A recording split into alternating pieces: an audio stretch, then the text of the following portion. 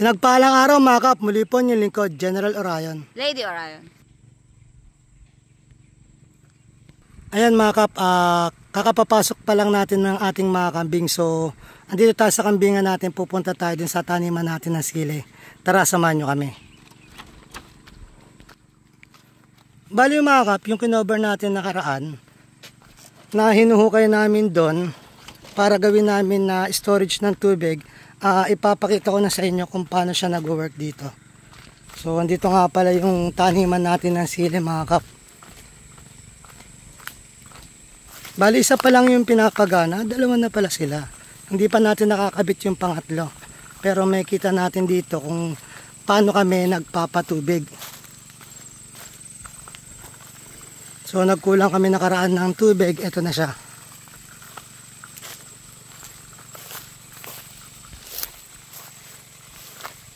Yun, ito ang ating silihan. At ito ang gumagawa dito ngayon, si JM. Yun. Yan siya mga kap. O diba naparating na namin dito na nagagamit na namin yung shower. Dati kasi nilalapag lang namin yan. So, nahirapan makarating yung ano namin doon. Yung tubig.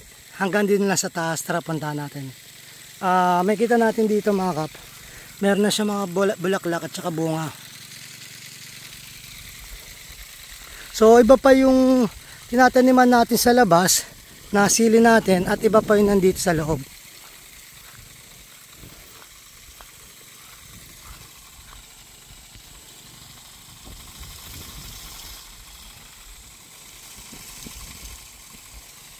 So mamaya pupuntahan natin yung ano nito, kung saan nanggagaling yung tubig na yan.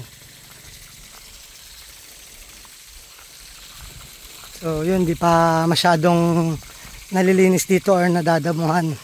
Medyo matigas yung lupa. Dyan may mga sili pa tayo. Hindi pa nga lang natatapos sa linisin. Yan, tuwing pupunta yan dito yan. Tatanggalin niya yung mga patay na dahon, yung mga sira para siya nagpo-pruning. Or talaga nagpo-pruning. Ito, may bunga na dito.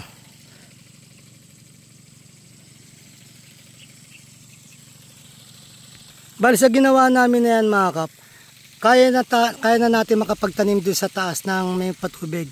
Pero iniisip ko pa rin, katulad ng ginawa natin doon kung saan natin kinukuha yung tubig na to, maglalagay tayo na isang mataas doon. Diyan. So huhukay tayo dyan para gawing storage uli ng tubig at gagamitin na lang natin by gravity. Yon. Yung pagbaba ng tubig by gravity na lang, magmumula siya din sa taas. So ang ginawa natin na proseso is relay. Or pasa-pasa sila.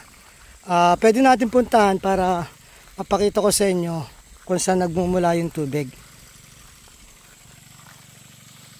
Yun, may bunga na at saka bulaklak. Pinapatabi natin to kapag nagsha-shower sila. So ito yung mga putakte kung makikita nyo mga kap. Yan. Ayan ang tumutusok sa mga bunga ng ano, ng mga kamatis or sili or mga tanim namin. So tara, puntahan natin yung lady. Check natin. So ang ginawa niya lang kanina, Jem, nagsalin lang doon. So tignan natin, nagsalin lang sila kanina dito at para patubig natin dyan. Lalo pa ngayon, so ito yung dati nating palayan mga kap at hindi inabot ng tubig. Kung saan may nagsuga ng kambing, ginawang suga ng kambing.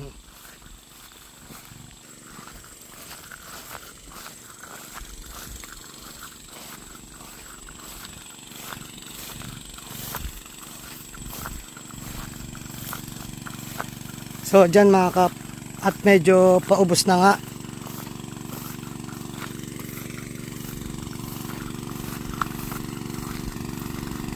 Hindi pa naman, marami pa.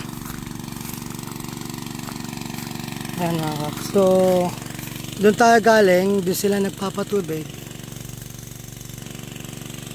Tapos ito nga yung ginawa natin na hukay para sa ating storage. Okay.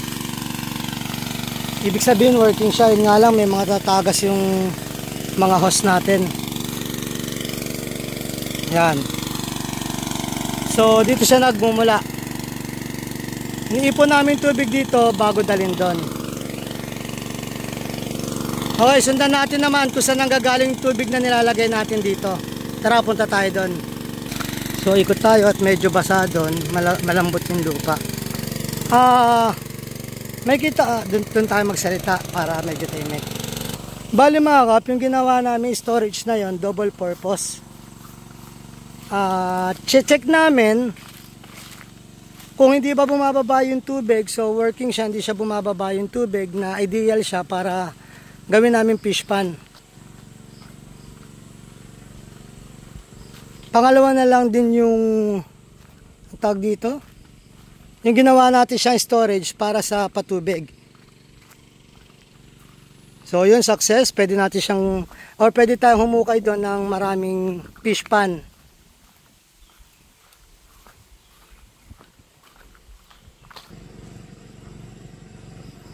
At may mga bunga na nga makap ng ating kayumito.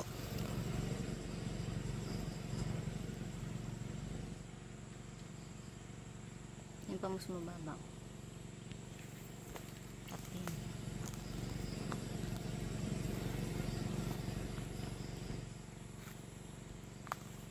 Bali manggahan dyan, ito kayumito, duhat. Ano pa? Mababa, no? Mas mababa. So, mas madali siya makuha. Ayun. Okay, tara. Tara na ulit tayo doon. Magsasummer na rin ngayon. Mamumuha na rin to, or baka maglagay tayo ng pampabulaklak dito sa ating mga mangga. Para kahit pa paano, madagdag siya sa source of income natin.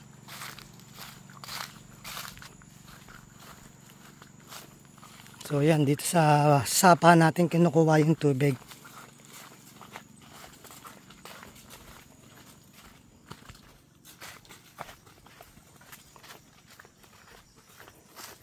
Kaya pwede siya magkaroon ng unlimited na tubig doon hanggat may tubig tong sapa.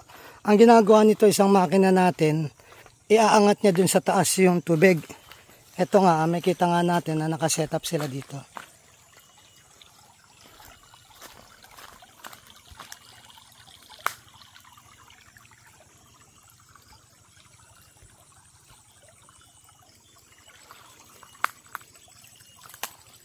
So yan mga kap, may kita nyo na effective yung ginawa natin na relay, na kung saan wala na nga tayong problema patubigan yung sili natin dun sa taas, at pwede pa tayo mag-expand ang ating mga taniman. Muli po ang inyong lingkod, General Orion. Lady Orion. Na taos puso po nagpapasalamat sa inyo na walang sawang panonood sa aming mga video. Na sana po gabayan kayo ng Panginoon, sampunan niyo mga pamilya, na sana po humingi tayo ng gabay sa Kanya, sa isip, sa salita at gawa, upang magampanan natin tungkulin natin dito sa mundong ibabaw, na naayon sa Kanyang mga kagusto at kailingan. Muli po, maraming salamat. God bless.